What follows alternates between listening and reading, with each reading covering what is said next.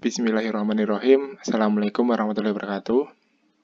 Waalaikumsalam Waalaikumsalam warahmatullahi warahmatullahi wabarakatuh. wabarakatuh. Perkenalkan, saya Ilham Hasnur Muhammad, NIM 100, dan teman saya Ahmed Rizky Apinaldin, NIM 120, serta Rafika Latif, NIM 129.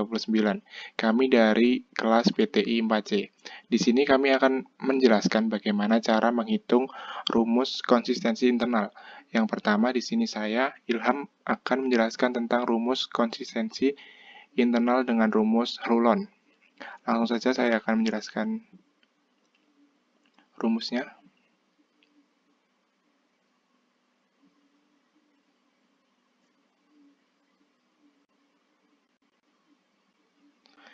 Apakah sudah terlihat?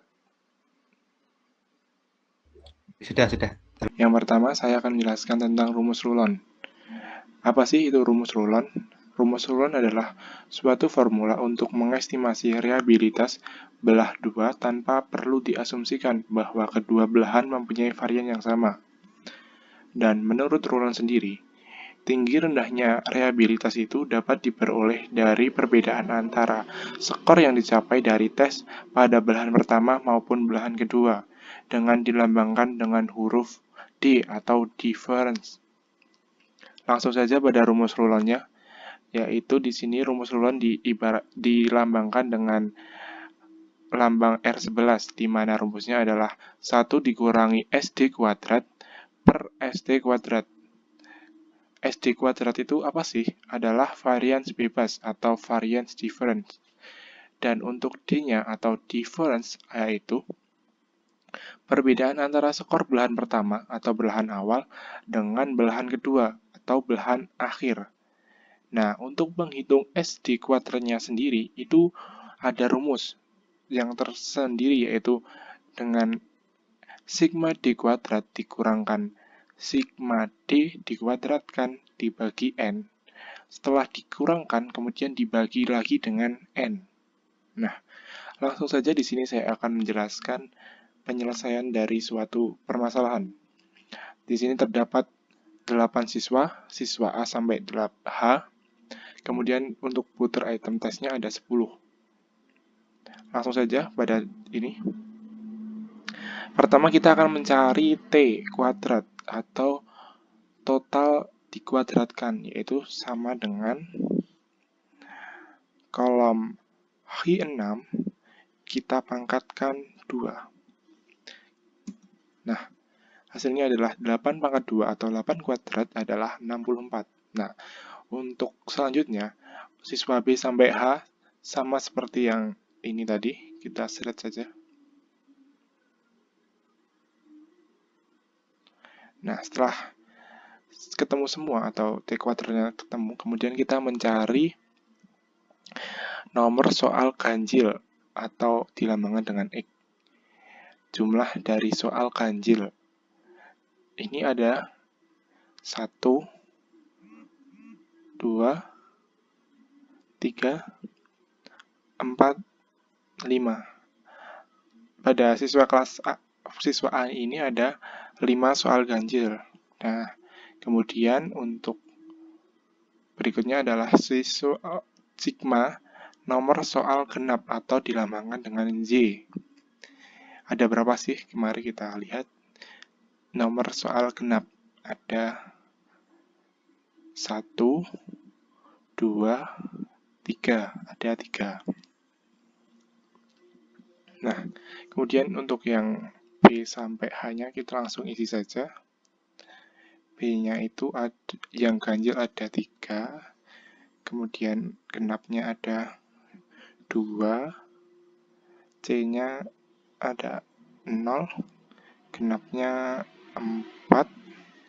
Kemudian yang D-nya 3, 2, 3. Kemudian yang F 4.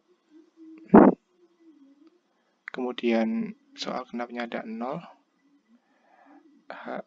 G-nya ada 4 lagi yang ganjil dan yang genapnya ada 3.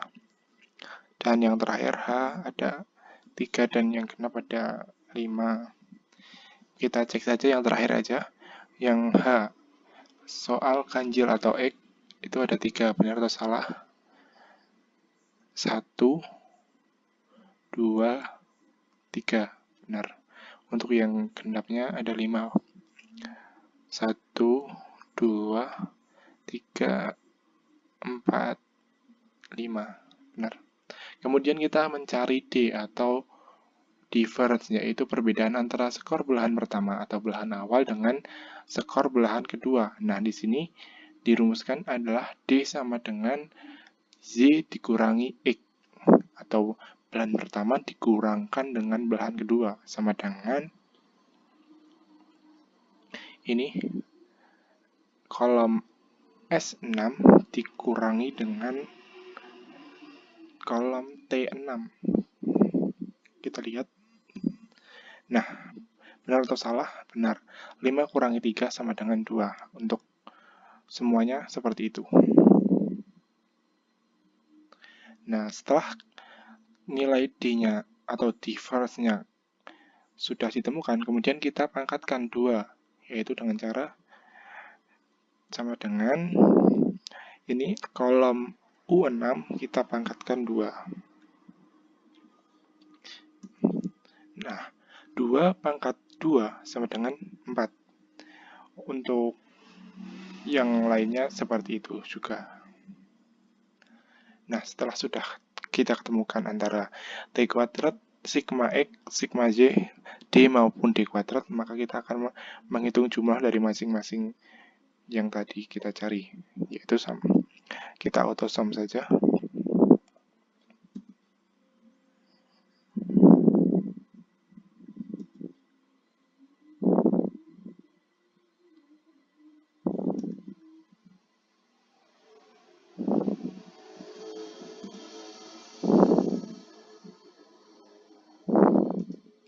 Nah, jika sudah selesai, langkah selanjutnya kita adalah akan menghitung SD kuadrat dan ST kuadrat. Nah, SD kuadratnya itu mempunyai rumus, yaitu sigma XD kuadrat dikurangkan dengan XD dikuadratkan, kemudian dibagi dengan N. Setelah itu dikurangi tadi, kemudian dibagi lagi dengan N. Nah, N itu apa sih? N itu adalah jumlah item tes. Nah, di sini ada 10 ini. 1 sampai 10 ini. Maka kita langsung cari saja. SD kuadratnya sama dengan sigma D kuadrat, atau ini V14. Kemudian kita kurangkan. Oh ya, jangan lupa dikasih tanda buka kurung.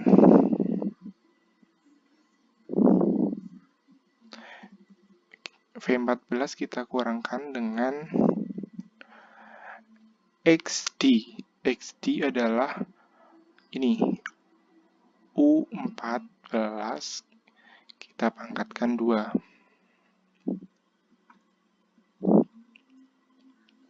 Setelah itu dibagi dengan N atau 10.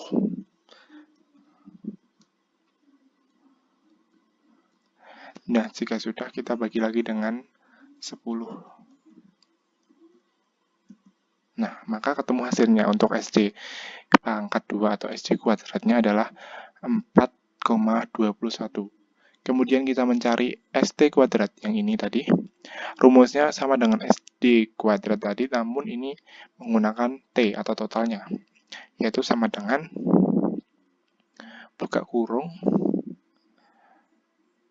XT kuadrat, maka R 14 dikurangi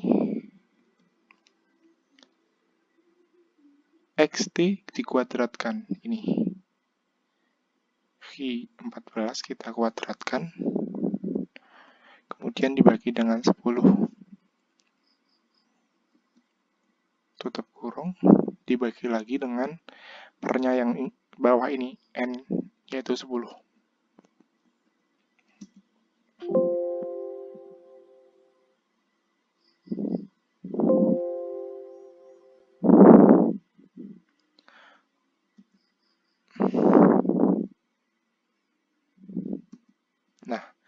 maka hasilnya adalah 7,41 untuk yang ST kuadratnya. Nah, setelah kita ketemukan antara ST kuadrat dan ST kuadrat, maka kita bisa langsung menghitung rulonnya dari rumus rulon, yaitu R11 adalah 1 dikurangi SD kuadrat per ST kuadrat. Maka langsung saja sama dengan 1 dikurangi SD kuadrat ini, kolom ini, dibagi dengan ST kuadrat, kolom U17. Kita enter. Nah, ketemu hasilnya ini. 0,43,1849 atau dibulatkan yaitu sama dengan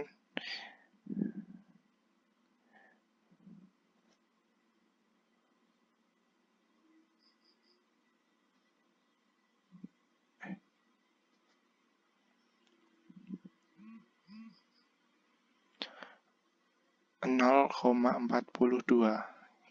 itu. Jadi hasil dari penyelesaian rumus rulon ini yaitu 0,42. Untuk selanjutnya, rumus yang kedua akan dijelaskan teman saya, Ahmed Rizky Apinaldin. Baik, saya Ahmed Rizky Apinaldin, NIM A710 A90120. Di sini saya akan menjelaskan rumus Flanagan. Sebentar. Oh, screen dulu.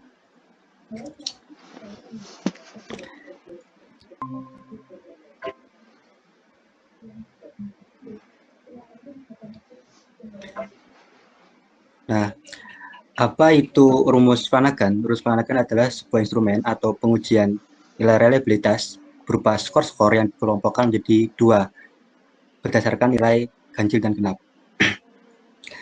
Berikut adalah rumus Flanagan, yaitu R11 sama dengan 2 dikali 1 dikurangi ST kuadrat plus S2 kuadrat dibagi ST kuadrat. R11 ini merupakan reliabilitas tes yang akan dicari. ST kuadrat yaitu varians belahan pertama 1 yang dalam hal ini varian skor item ganjil. Dan ST2 merupakan varian skor item genap. Dan ST kuadrat adalah varian total, yaitu varian skor total. Nah, jadi di sini saya sama kayak rumus rulon, ada nilai ganjil dan genap.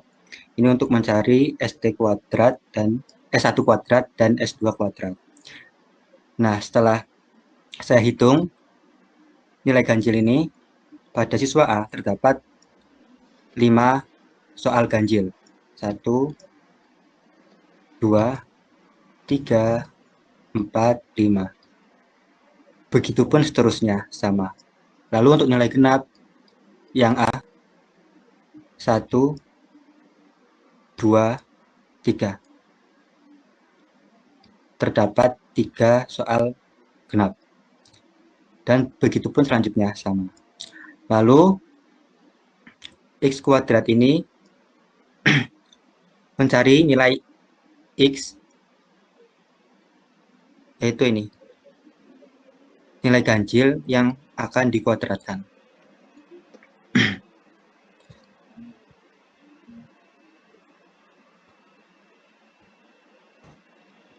Berikut adalah X kuadrat. Lalu syarat aja untuk yang ke bawahnya, data yang di bawahnya langsung. Maka ketemulah skor berikut. Lanjut yang Y kuadrat, soal genap, kita kuadratkan juga.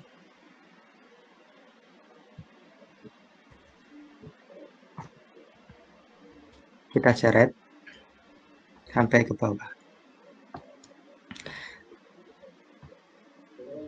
Nah, lanjut X plus Y, ganjil plus genap. Kita jumlahkan nilai ganjil dan nilai genap.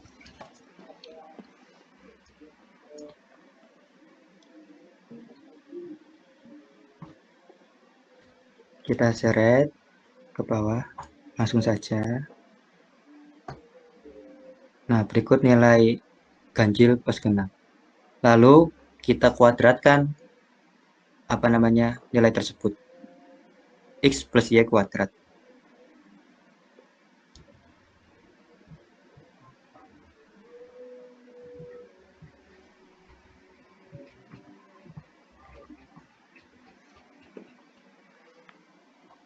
Kita seret. Nah, nilai tadi yang saya hitung. Berikut adalah untuk mencari S1 kuadrat plus S2 kuadrat. Dan juga ST kuadrat. Nah, kita cari jumlahnya pakai rumus sum.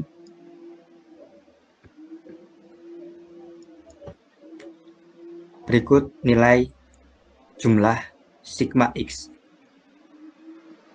Kita seret saja ke samping untuk mencari nilai. Nah, berikut adalah sigma Y, sigma I kuadrat, sigma Y kuadrat, sigma X plus Y, sigma X plus Y kuadrat. Berikut total jumlahnya.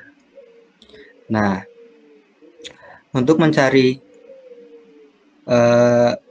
varian skor item bernomor ganjil S kuadrat 1 atau S1 kuadrat, yang pertama, sigma I kuadrat adalah jumlah dari nilai X yang sudah dikuadratkan. Ini dibagi N. N adalah jumlah siswa. Dalam data terdapat 8 siswa. Lalu yang kedua, dikurangi sigma X plus N. Jadi bedanya yang pertama itu X-nya sudah dikuadratkan. Yang kedua ini sigma X dibagi jumlah siswa.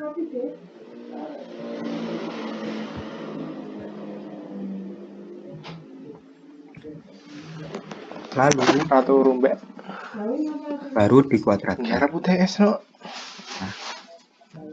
setelah ketemu sigma X kuadrat per N,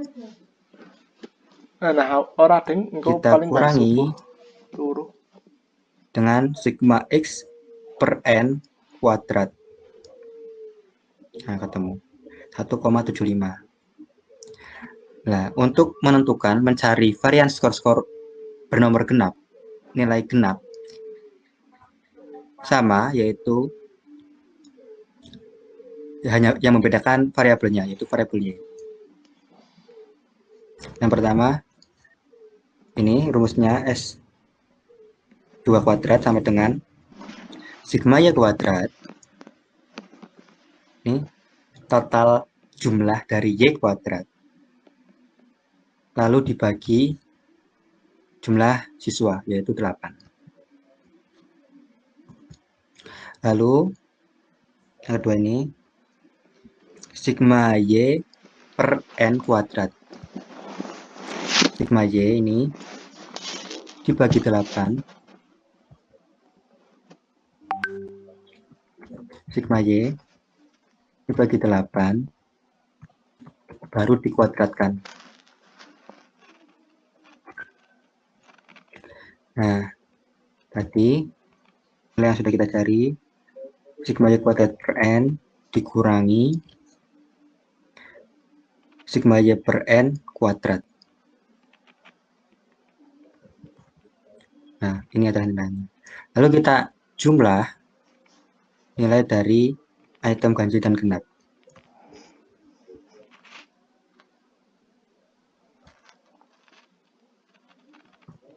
Nah, ini adalah jumlah dari nilai ganjil dan genap. Lalu kita cari S kuadrat T. Apa itu? Varian total, varian skor total. Gimana untuk mencarinya? Nah, berikut adalah rumusnya. Yang pertama, sama dengan sigma X plus Y kuadrat ini total jumlah dari sigma plus Y kuadrat dibagi N, yaitu jumlah siswa 8. Lalu dikurangi ini, mencari nilai dari sigma X plus Y, ini sigma X plus Y,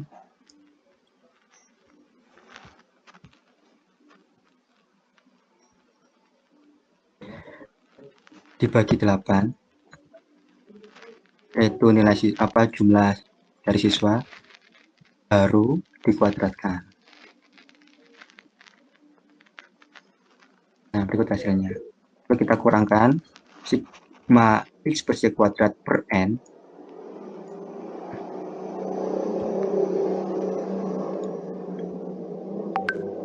dikurangi sigma X plus Y per N kuadrat.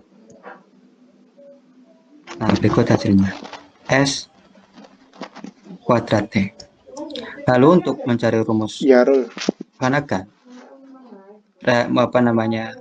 membuktikan reliabilitas tes R11 menggunakan rumus 2 dikali 1 dikurangi S1 kuadrat plus S2 kuadrat dibagi ST kuadrat.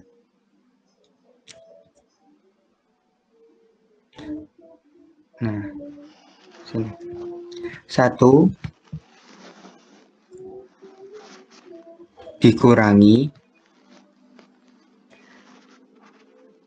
S1 kuadrat plus S2 kuadrat. Ini adalah jumlah dari S1 kuadrat plus S2 kuadrat.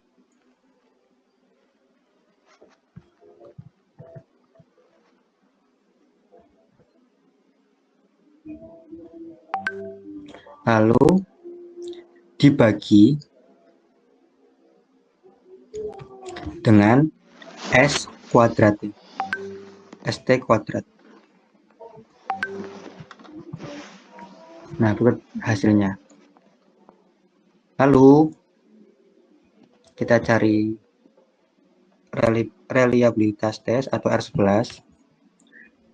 R11 2 dikali tadi, yaitu 1 dikurangi S1 kuadrat plus S2 kuadrat per ST kuadrat.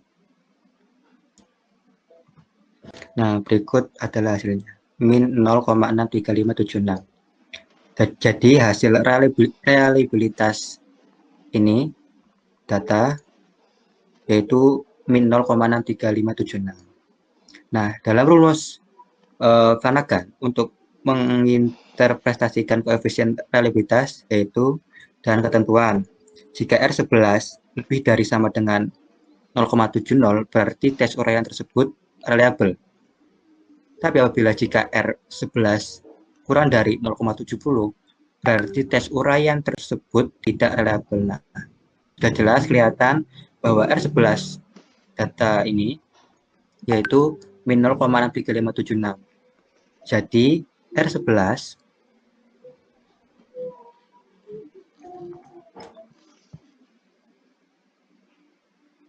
kurang dari 0,70 yang berarti nilai tersebut unreliable atau tidak reliable.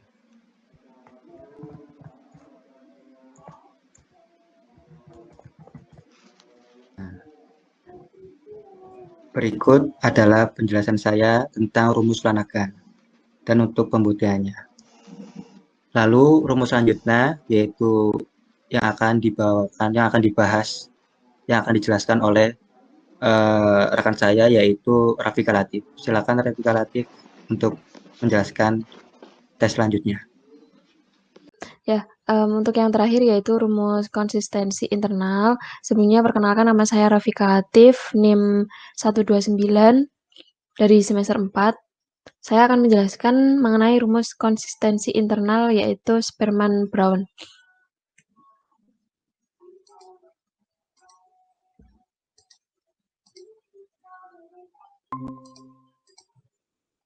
Ya, sebelumnya untuk metode Spearman-Brown ini, pada dasarnya prinsipnya itu dilakukan dengan cara membagi dua atau membelah menjadi dua butir-butir soal instrumen, kemudian menghubungkan belah kedua tersebut dengan menggunakan rumus dari Spearman-Brown sendiri. Kemudian untuk langkah yang pertama yaitu membelah dua atau membagi dua antara bagian genap dan juga bagian ganjil. Sebelumnya kita masukkan terlebih dahulu untuk yang bagian genap.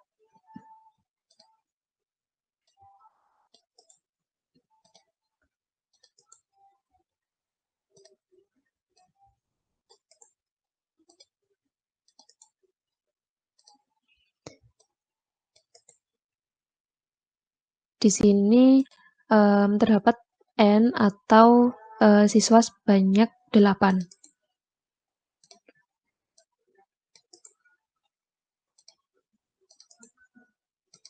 Nah, kalau sudah untuk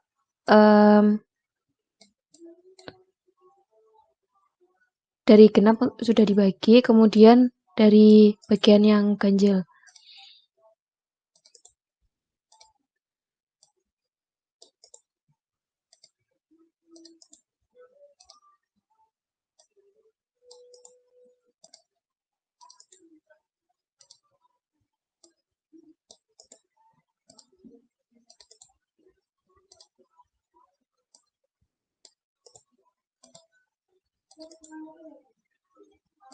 Nah, di sini sudah kita bagi antara genap dan juga ganjil. Sebelumnya saya akan menjelaskan mengenai rumusnya terlebih dahulu. Jadi nanti sebelum kita mencari dari rumus Spearman-Brown atau RI, kita mencari terlebih dahulu dari rumus RB, yaitu jumlah dari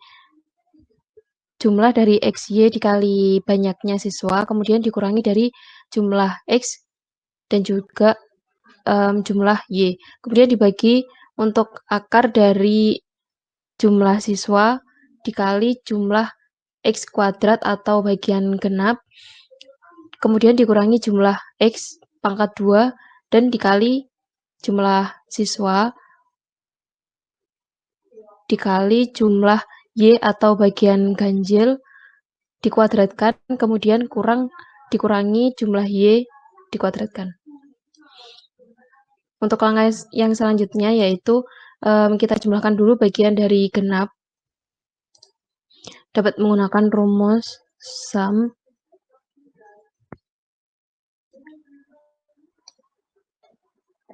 Kemudian kita tinggal tarik aja. Selanjutnya dari bagian ganjil.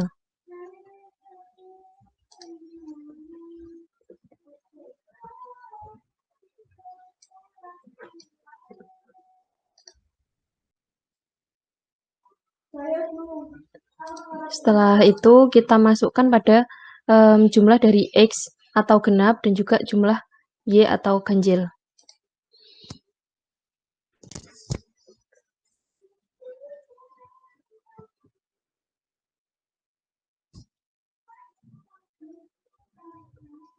Kemudian bagian dari Y atau yang ganjil jumlahnya yaitu 5, 3, 0, 3, 3, 4, 4, 3.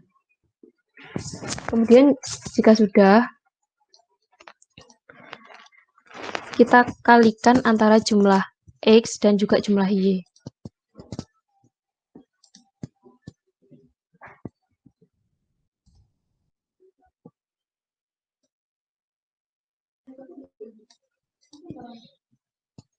Dan selanjutnya, dari jumlah X atau genap tadi kita pangkatkan 2.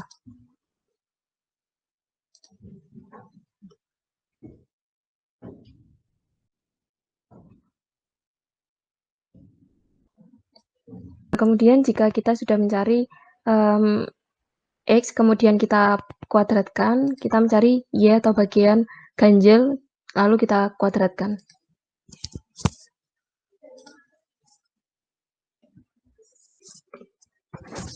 Kemudian kita tinggal tarik ke bawah dan mencari dari jumlah Y setelah kita kuadratkan.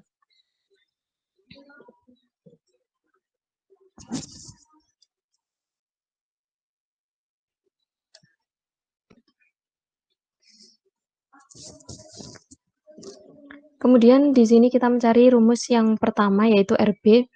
RB yang bagian atas terlebih dahulu, yaitu sama dengan jumlah dari seluruh siswa 8, kemudian dikali jumlah X dan Y, kemudian kita kurangi jumlah X yang dikali dengan jumlah Y. Nah, kemudian untuk yang bagian bawah dari kurung yang pertama, yaitu sama dengan jumlah siswa, yaitu 8, kemudian kita kalikan jumlah X kuadrat, jumlah dari X kuadrat dikurangi jumlah X, kemudian kita kuadratkan. Jumlah X kita kuadratkan. Nah, untuk yang kurung yang kedua, yaitu sama jumlah siswa sebanyak 8, kemudian kita kali jumlah dari Y kuadrat, kemudian kita kurangi jumlah Y. Ini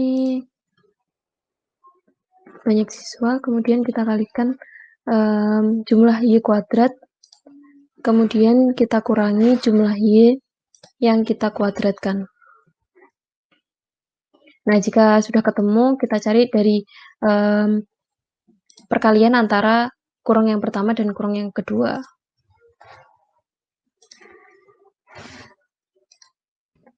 Setelah sudah, kita tarik akar, seperti pada tabel rumus. Dengan rumus SQRT dari 14.756.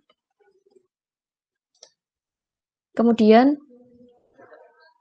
RB kita dapatkan dari bagian atas, yaitu min 46 kita bagi dengan hasil yang telah kita jumlah.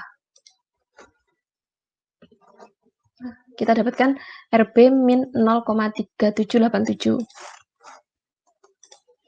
Kemudian untuk yang kedua, yaitu yang terakhir RI.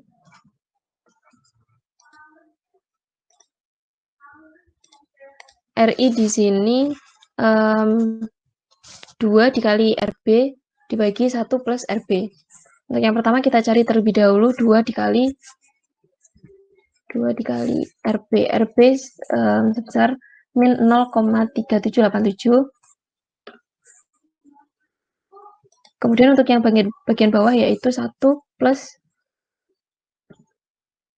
RB. Nah, hasilnya